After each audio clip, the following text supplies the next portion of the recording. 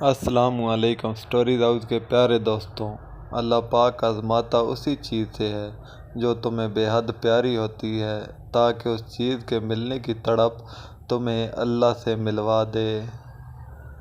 دعائیں دینے والے سے بڑھ کر دنیا میں کوئی سخی نہیں، اور دعائیں سمیٹنے والے سے بڑھ کر دنیا میں کوئی دولت مند نہیں۔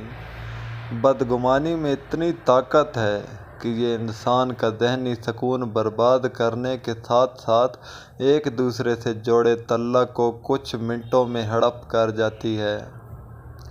خود کو ایسی تکلیفوں میں مبتلا کرنا چھوڑ دیں۔ یہ دنیا بھروسے کے قابل نہیں ہے، کیونکہ دنیا بنانے والا خود کہہ رہا ہے کہ یہ دھوکے کا گھر ہے۔ پھر بھلا ہم کیسے اس دنیا کی محبت پر یقین کر سکتے ہیں؟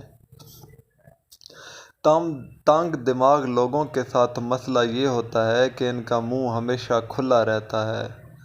اکڑ تب تک چلتی ہے جب تک پکڑ نہیں ہوتی۔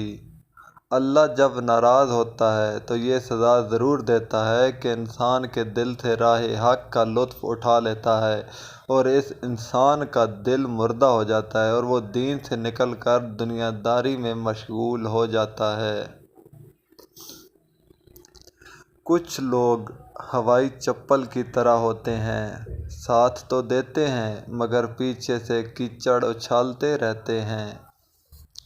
زندگی اس اذان سے شروع ہوتی ہے جس کی کوئی نماز نہیں ہوتی، اور ختم اس نماز پر ہوتی ہے جس کی اذان نہیں ہوتی۔